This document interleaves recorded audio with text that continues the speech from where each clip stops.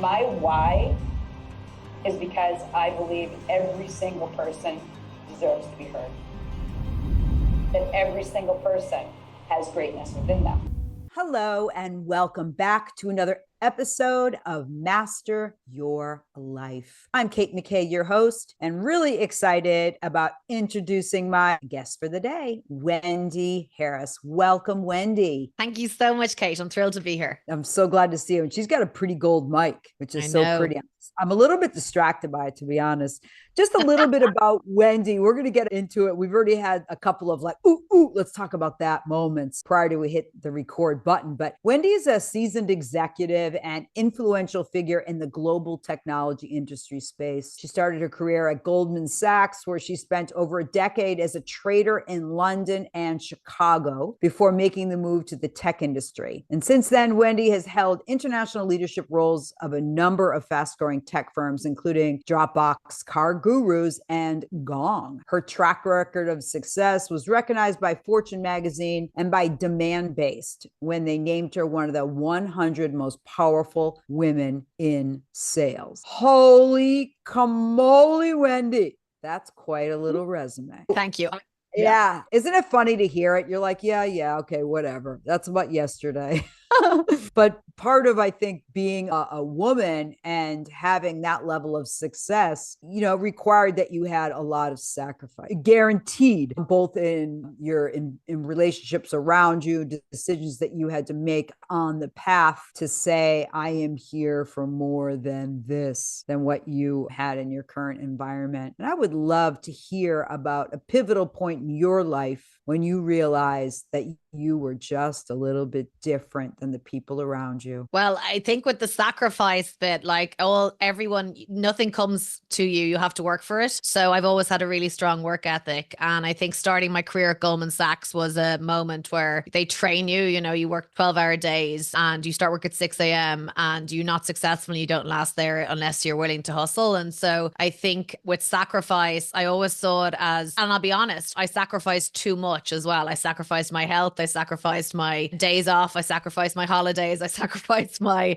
too much at the altar of success at some point. And I think that is the lesson it's taken me the longest to learn, is when to press pause, when to say no, how to push back, how to set your boundaries. And I was once on this executive women in leadership course where we realized we had this real moment of sadness when we realized we'd all probably overworked by 30% to get where we were. And that extra 30% was the cost of all of birthdays and, holidays and our whatever children's school plays, things like that, because we were so paranoid about being the good girl and the A student. So there is a cost. And I would suggest that you can have great success at potentially 30% less of the work. So that's what I think I realized. Yeah. Well, maybe though. Maybe not. Right. I mean, I think that's the part that we can have the sorrow and the regret, right, that we had to sacrifice. But I think that's the difficulty with women, where maybe men don't have, they're like, well, I was here to provide, protect for my family, and that was the goal, and the sacrifice was worth it. But as women, we don't have necessarily that same pass that I think that most men are truly driven for that. I think that's innately who men are. But for women, we are often driven maybe in the same way, but yet we also have other roles that we need to fulfill as moms, as the women that are the ones that make the plans and are part of the plans and show up and build community and collaboration and all the bits and pieces that women also do. What do you think about that in, the balance, women having to be like men in their way that they have to work, and yet we have other elements, the good, juicy parts that actually also make us very successful. What are your thoughts on that? Well, I would say, first of all, I'm mother to 2 dogs and 2 horses. So I can't talk about, always feel for working moms. I think that must be a next level, because I've seen the people I've worked with always feel guilty. I think for women, I think sometimes we can be our own worst enemy, and that because we are the only woman in the room, we feel the weight of our gender. And if we don't work twice as hard or twice as long, then we're somehow failing. And I know I have felt that as being the only woman in the room. It sometimes feels like such a big daunting task, whereas men seem to be perfectly clear setting their boundaries. And so I think we can learn from men sometimes, but I also think we all have to be responsible for our own, what we will accept, what we won't, where we draw a line, what we were willing to sacrifice and what we are not. And I think there is a little bit of, I do feel like the imposter syndrome that fuels us sometimes makes us overwork to prove a point. And it's not, we would have been as good. We would be in the same position and as good no matter what. So I just feel sometimes I want to sort of tell young women, you don't have to sacrifice it all. And you're allowed. And the biggest way I see this and try and model this as a leader is holidays. You know, I think the Europeans definitely have a better approach to holidays than Americans, with all due respect. But, you know, holidays, I always say leaders should holiday loudly and holiday and say to their team, I'm offline. I will be not on my phone. I will be not on Zoom. And if there's a major problem, i.e. with a person, I always say, call me. Otherwise you've got this. And, you know, we all need our rest. And I think modeling that as much as possible as a leader is key. Have you been able to do that now over the years in doing that with your team? Yes, but this was a journey for me. I didn't do that at the beginning, and I learned the hard way. I developed a seizure disorder when I was, you know, back in 2008. I had my first seizure on the Goldman Sachs trading floor at 10 o'clock on Friday night. And I then had the second one in February a year later. And then I ended up off work for 7 months, and I had chronic headache, and I was in and out of hospital, and the seizures were happening once a week. So I learned the really hard way because I was pushing myself so hard. I was in an unhappy relationship, and I was also trading financials. You know, I was on the US share sales trading desk in London and trading financials during the financial crisis. And my body literally shut down and threw itself on the floor to get my attention because I had no reprieve either at home or at work. And it just shut down. It's crazy. And I found out afterwards the seizures were not epilepsy. They were non-epileptic. They're from psychological distress. So the physical signs are real, but the cause of it is not epilepsy. It was psychological distress. I had a very big wake-up call, and I had to change how I went about things. And I don't want to see other women or anyone fall into the same trap I did, because it was very costly.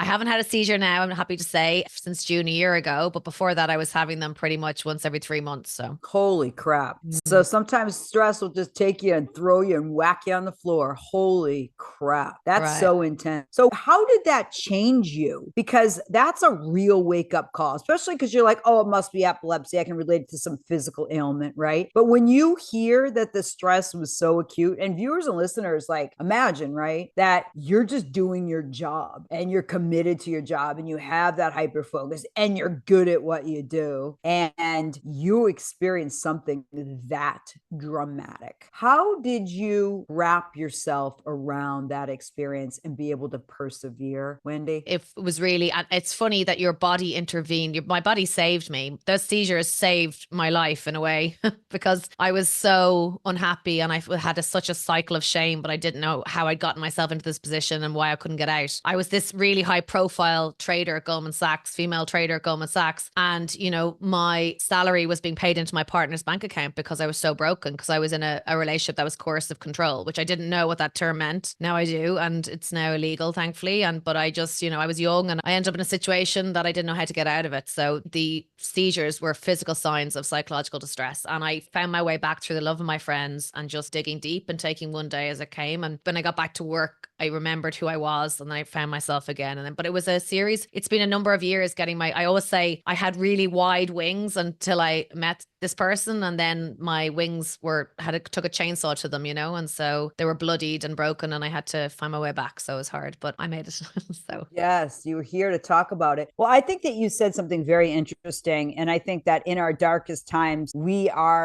feel our most ugliest and unloved, and that is such a significant point. And for men and women, I mean, suicide rates 1 to 4. So you were at that brink of the world would be better off without me. So suicide ideation was a reality for you. Yep. And what do you want people to know about those people that kept showing up, even though you felt ugly and disgusted with yourself and that deep self-doubt or self-loathing or whatever, however you would word it, for those people that kept showing up, and the importance of us showing up for others? And, you know, they're like my soulmates. And so they knew there was something wrong, but I hadn't articulated it. And I'm so grateful to them because I couldn't see the wood from the trees. I didn't even, you know, and so it's your friend is still in there. They're just behind somewhere. And it's the kindest thing you can do is to to not let them stay float, hold on to them, keep sending them messages, keep showing up for them physically in person if you can. Yeah.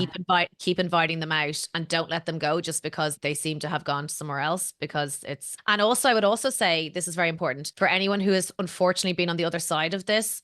This is like, I'm not an expert in this by any stretch of the imagination. I've had friends, unfortunately, who are no longer here. We all feel guilt. We all feel there's guilt, there's shame, there's everything associated with it. But I will say, before this happened to me, it's not something I ever understood. And I used to think, and I'm sorry to say this, but it's also true, I used to think it was a selfish thing because I didn't understand. And now I realize in my head at the time, thought it was the least selfish thing I could do was to relieve everyone else, because everyone else is upset that I was in pain and that I wasn't at work and that I was, being this hermit. And so I thought I would be relieving them of their pain. That's how I created that idea in my head. So, and the last couple of things I'd say on this is, one, I'm adopted, and apparently it's 4 times more likely when someone's adopted. And so, sometimes there's more triggers for it. And the second thing is, there is this wonderful woman called Marisa Peer, who I found. She's been voted the #1 therapist in the UK by Tatler. And she has this book called I Am Enough. And she has these self-hypnosis programs. And it's all around everyone thinks they are not enough. And it is the most powerful work I have seen that has really helped me, because it's rewiring your subconscious. And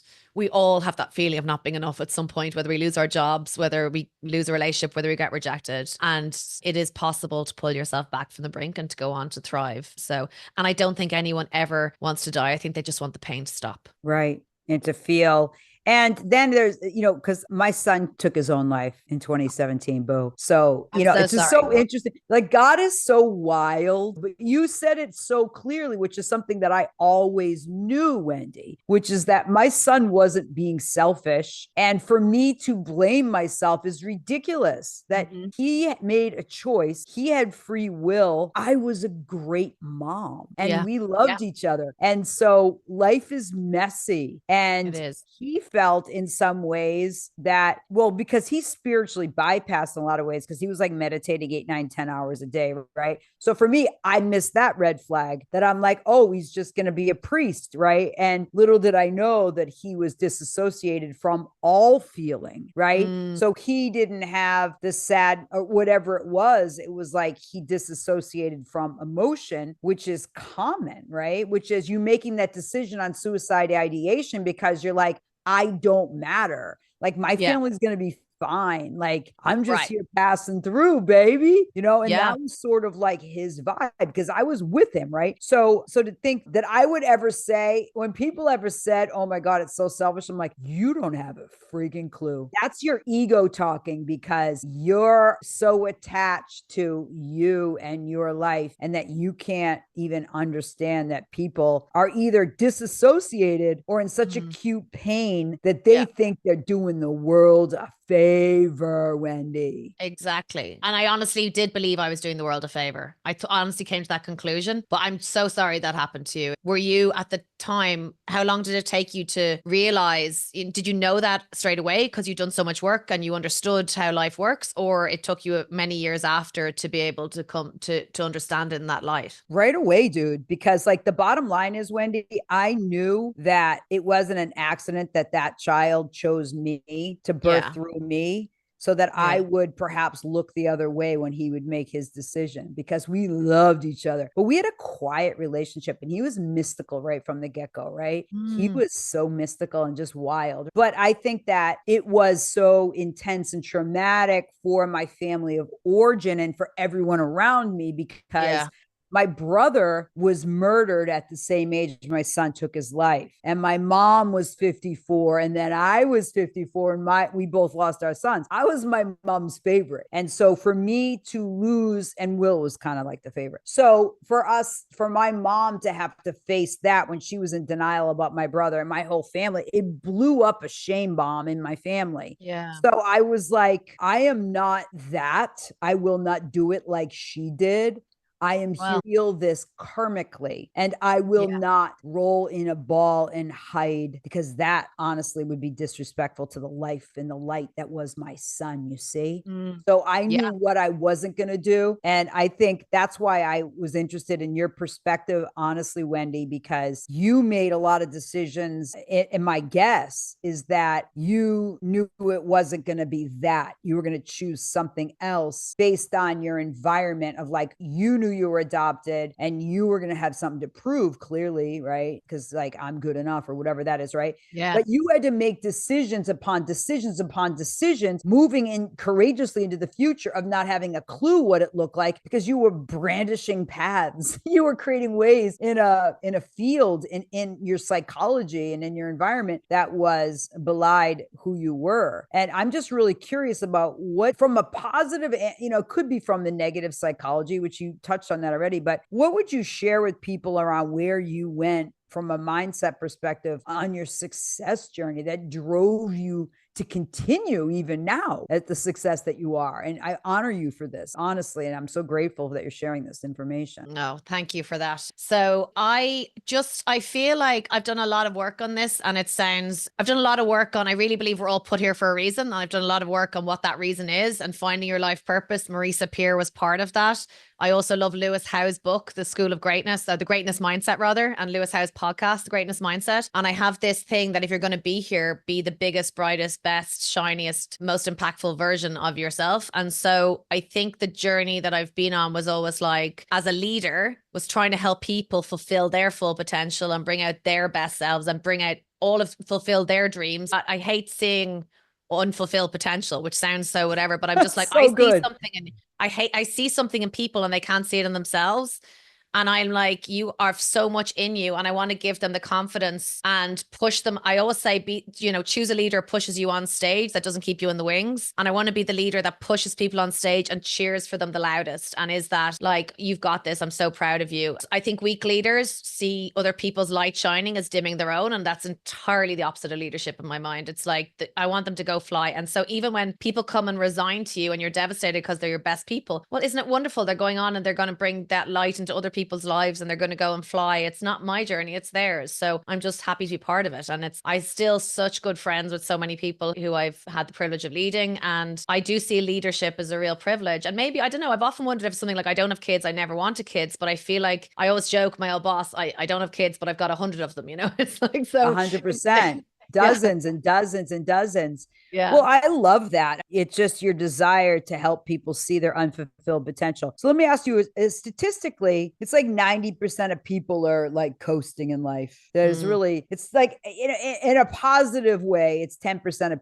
people that want to achieve their level of greatness. The rest of the people are sleeping, babe. You and I know that. So how do you deal with the 90% population that's sleeping? Do you just not surround yourself with them all that much? Because obviously you're in a workplace that's driven with successful people, but how do you manage that personally? So I will say, I think like I have been someone that fell into that 90% sometimes when I'm in the wrong work environment. So I believe if you're not in the right environment, you will fall into that. You will play small, you'll shrink, you'll dumb yourself down. You won't try and be bigger, be better. And I've fallen into that at times in my life. So I think there's seasons in your life where different things matter most.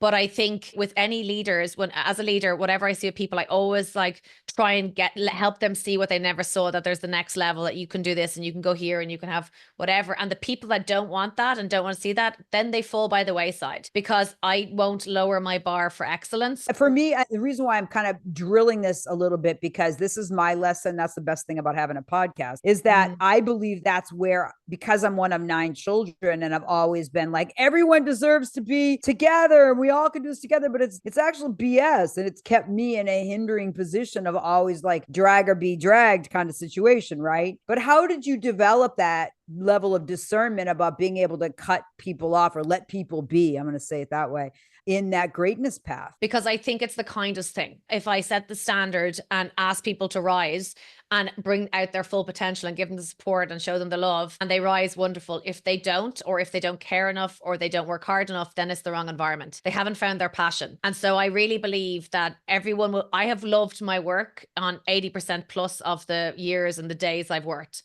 I've loved it. And so it's not hard for me to show up and do great work because I love it so much. But in the jobs I wasn't right in, I didn't love it. I didn't want to do it. And you could have it's like pushing a boulder uphill. Work should not feel like pushing a boulder uphill. people, and everyone deserves to get up in the morning and feel passionate about what they're doing. And if they're not passionate about what they're doing, they're in the wrong place. And so I feel it is the kindest thing to be straight with those people and help show them the door if they're in the wrong place. And that's the way I see it, because they'll find the right environment for them. Right. So you're cutting them free. Yeah, that's the way I see it, genuinely, That's because I think really they're not beautiful. happy. Yeah. So then how do you manage that in your personal life? I mean, I'm heavily single, so I clearly haven't got this figured out. But no, I think with my friends, with friends, like friendship is so critically important to me, and I have wonderful friends, and I think I am a good friend, because I really care about it. And I think loyalty is important to me, and honesty. I'm a very straight shooter, and so that's really important to me, and fun. And I think, when I think about what does it mean to be a great friend, it's not necessarily the same thing as being a great employee or being a great whatever. There's some similarities, but there's other things. My friends have shown up for me on my darkest days when I'm on rock bottom. There's just, love and loyalty, and they can see you warts and all. They see all the messy parts of you, and they still love you no matter what. And that's different. I don't feel that way about friendship, in terms of nobody's perfect. I have my dark moments, or my ego driven moments, or my whatever, where it's like, I'm not evolved. I even now use language like that. I'm like, my less evolved self would be excited that, so right. I'm like, I'm more aware of it now. I've done a lot of therapy. I've done a lot of work on myself. But it's like, we're all human. We're all going to still fall into those traps. I have a very high bar for loyalty and love. It's not like none of us are perfect. There's no perfection expectation here. Right. Yeah. So it sounds like you found a really nice balance. I think that's the part that gets a little bit more confusing, is when with children and family, and like the expectation around momming is really unpleasant. And it wasn't pleasant for me, because I'm a success-driven kind of person in my own right as an entrepreneur, not in the corporate setting, but I always just had that internal drive. So I always felt like I didn't fit in as a mom, because I honestly, Wendy, didn't live vicariously through my children, and many women, them, do. And that's not to take anything away. I was just extremely uncomfortable around talking about my children and their successes, like I didn't have anything else to talk about. And it made me nauseous. And I was like, why am I so uncomfortable like this? This should be someplace where I'm comfortable. And I never, ever, I just felt like, to be honest, that my children came through me. They were not an ego extension. And I think even that, though, is unusual. It's just, Wendy, it's a little bit strange, right? And so I honor you for making the choice to know that children weren't your thing, and that you have your work, your growth, your ability to see, as you said, the beauty of the unfulfilled potential in people.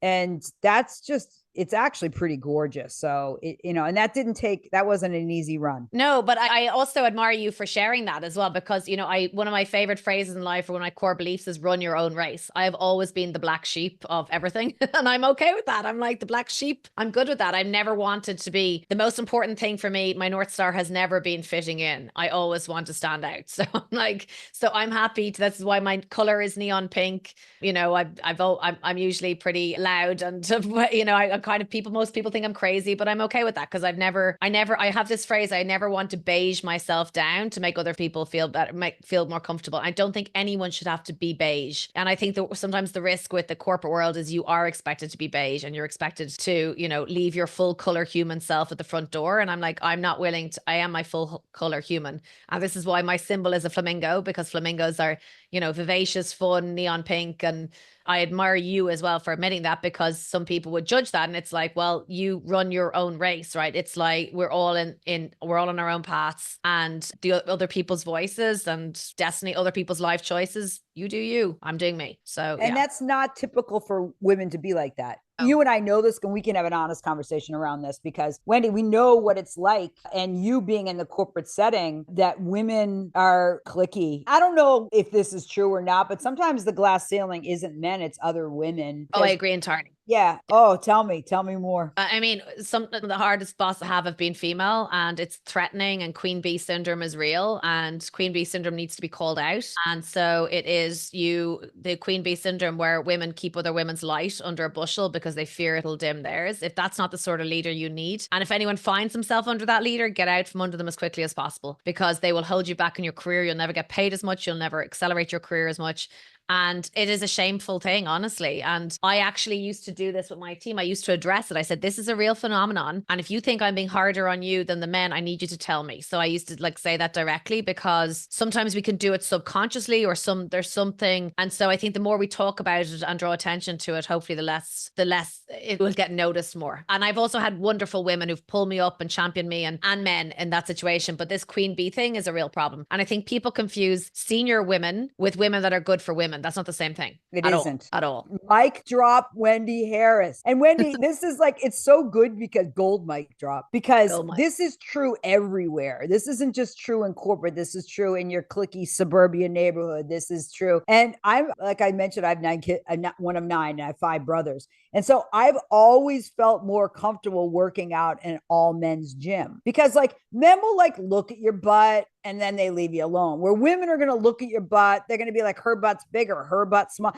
Like it's this competition thing where I don't buy into that. I, like you, want to tap into being the cheerleader. I'm a woman's woman. Like I'm going to be like, right on, boo, you can do it. But to be undermined and not direct in that, or be like, oh my God, your body's so beautiful, I'm so jealous. Like to be able to be honest and give honest compliments, but not want to be like, have that vibe that you want to take it away, is, I just don't resonate with it. And why is that, do you think, then viewed as more like a masculine energy thing? Because I've heard that a lot, that like I'm masculine or something. And I'm just like, oh, relax, I'm all girl.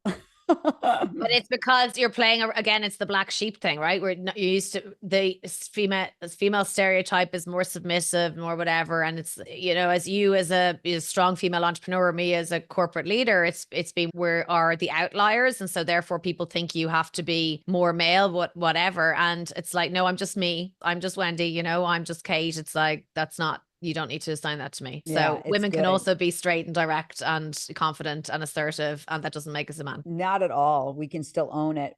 We are the feminine, right? I mean, it's the gift of being female, is that we know the power of the feminine energy. It's not like we don't know it, Wendy. 100%. And I always say to women, I was like, see it as a gift that you are, if you're the only woman in the room, 2 things. 1, your uniqueness is your opportunity, because you stand out automatically, and that's wonderful. And 2, hold the door open as wide and as long as possible so other women can come through it, you know? And so it's a strength, not a weakness. And it's how you choose to see it. So good. So what's up for you, Wendy? I mean, you came back and then now pulled it all together in this new wrapping of success for you, and this new evolved self, as you said. And what's in your future now? What holds the door for you in the next year or so? Well, I have been working on a book for the last year, so I'm almost finished it. I found it incredibly hard to do, so I don't know how many people are authors, but it is a hard battle to write a book. So I'm going to be very proud. I said it's like birthing an octopus. Not that I've ever birthed anything, but it feels like that. It's very